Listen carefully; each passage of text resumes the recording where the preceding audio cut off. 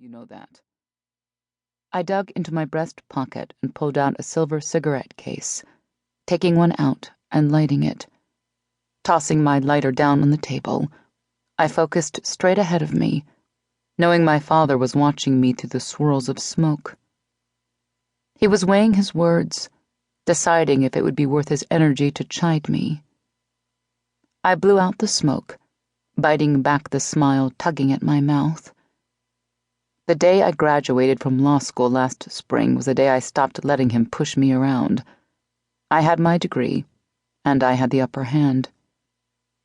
He needed me more than I needed him, so once I'd secured my future, I put my foot down.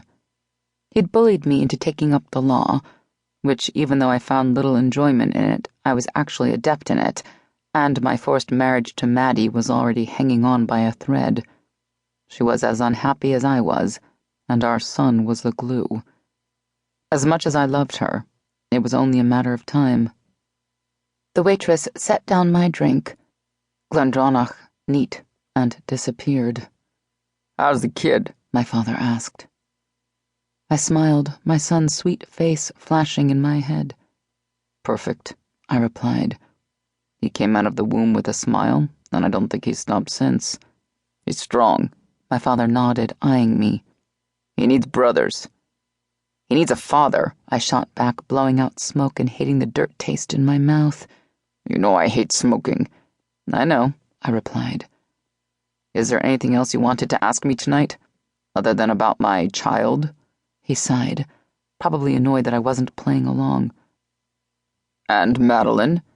He leaned forward, his midnight blue suit a sharp contrast to the red booth. "How is she?" "Fine," I nodded, tapping off some ashes in the ashtray.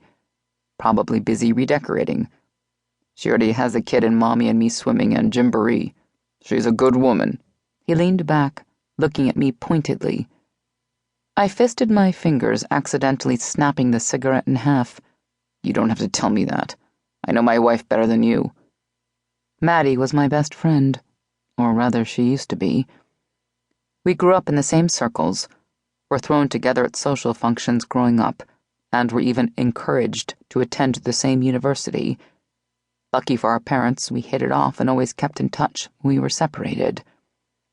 She attended boarding school down south, while I attended military school, but we wrote and talked on the phone. She knew me, and I cared about her. Unlucky for us was the knowledge that our parents had a plan. Arranged marriages are supposed to be a thing of the past, but they're still very much alive and well, and it's ruined the close relationship Maddie and I once shared.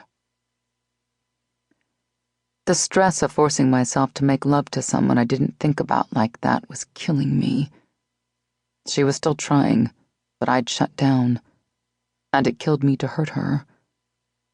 I could feel my father's judgmental eyes on me, and I hurriedly tucked my cigarettes and lighter back in my jacket, getting ready to leave. I couldn't do this tonight. "Son," he started. "I love you." I let out a bitter laugh, cutting him off. "Don't even try. Unlike me, you're terrible at lying. And I do want you to be happy," he continued, ignoring my insult. "I know you and Maddie are having problems." He lowered his voice. "You're practically separated, sleeping on your office couch half the week or in spare bedrooms in your house." How did he know that, damn it? "There are ways for a married man to find satisfaction outside of his home." I shook my head before throwing back the rest of my drink. "You really are a piece of work, you know that?" To my father, happiness was power, and taking anything you wanted was powerful. He had no boundaries, and no sense of right or wrong, but I did. I may not have been in love with my wife, but I did love her. I may not want to yank up her skirt and fuck her like I couldn't live without her, but I did care about her. We hadn't had sex in months, and even though I knew things were ending between us, I wanted to protect her and respect her. I let out a breath and slid out of the booth, standing up and grabbing my phone and keys. "This marriage cannot fail." My father leaned forward.